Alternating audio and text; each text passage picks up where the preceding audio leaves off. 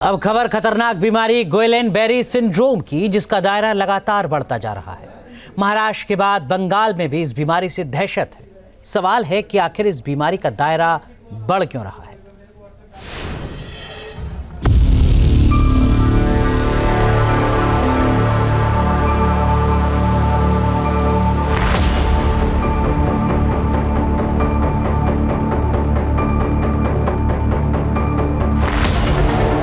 Guillain berry syndrome यानी GBS का दायरा बढ़ता जा रहा है।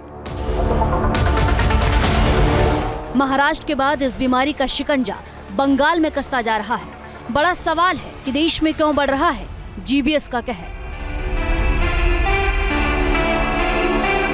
वैसे तो देश में जीबीएस के सबसे ज्यादा मामले महाराष्ट्र से सामने आ रहे हैं, लेकिन महाराष्ट्र से 1500 किलोमीटर पश्चिम बंगाल में भी इस बीमारी की दहशत देखी जा रही है। पश्चिम बंगाल में 4 दिन में 3 लोगों की मौत हुई। बताया जा रहा है कि मौत जीबीएस की वजह से हो सकती है। 3 लोगों की मौत कोलकाता और हुगली जिले के सरकारी अस्पतालों में हुई। हालांकि पश्चिम बंगाल में जीबीएस से हुई मौत की आधारिक तौर पर पुष्टि नहीं की गई है। राज्य के स्वास्थ्य विभाग का कहना है कि पश्चिम बंगाल में स्थिति पूरी तरह से नियंत्रण में है और घबराने की कोई बात नहीं है। बताया जा रहा है कि संदिग्ध जीबी सिंड्रोम से पीड़ित 4 और बच्चों का इलाज चल रहा है।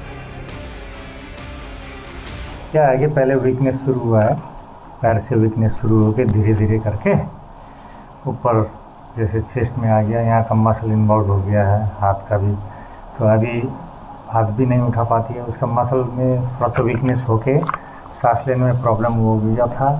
उसके बाद में इसका जो थूक होता है जो वो सब लंग्स में चला गया था, तो निमोनिया टाइप होके हम लोगों को मशीन में डालना पड़ा उसको, क्योंकि उसका अपना पावर एकदम मसल पावर कम था। वेंटिलेशन में वेंटिलेशन में डालना पड़ा है। मेडिकल एक्सपर्ट्स के मुताबिक GBS auto immune neurological disorder है। इस बीमारी में बॉडी का इम्यून सिस्टम अपने ही नसों पर अटैक करता है। इससे मरीजों को उठने बैठने और चलने में परेशानी हो सकती है। इसमें मरीज को सांस लेना मुश्किल हो जाता है। बीमारी से पीड़ित मरीज को लकवा भी मार सकता है। चिंता की बात यह है कि महाराष्ट्र में भी मामले थम नहीं रहे। यहाँ लगातार नए मामले दर्ज हो रहे हैं। महाराष्ट्र में जीबीएस के 16 नए मामले दर्ज किए गए हैं।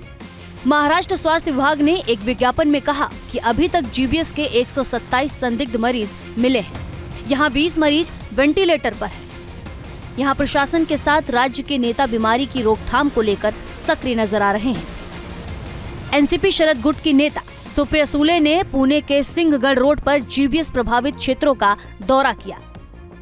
सुप्रिया सुले ने स्थानीय लोगों के लिए वाटर सप्लाई के स्रोत की जानकारी ली। जानकारों का कहना है, माना जा रहा है कि ये बीमारी दूषित जल से स्रोतों की वजह से फैल रही है। महाराष्ट्र में इसके लिए एक टास्क फोर्स का भी गठन किया गया है।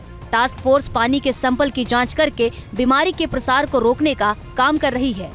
एक्सपर्ट्स के मुताबिक कॉम्पिलोबैक्टर नाम के बैक्टीरिया ये संक्रमण फैलाते हैं। ये बैक्टीरिया दूषित पानी से फैलता है। मेडिकल एक्सपर्ट्स का मानना है कि इस बढ़ती बीमारी के जोखिम को देखते हुए खास सावधानी बरतने की जरूरत है। जिन जगहों पर बीमारी के केस बढ़ रहे हैं, वहां साफ पानी की सप्लाई पर जोर देने की जरूरत है। Team news nation. News nation अब व्हाट्सएप पर खबरों की ताजा अपडेट के लिए न्यूज नेशन के इस QR कोड को स्कैन करें।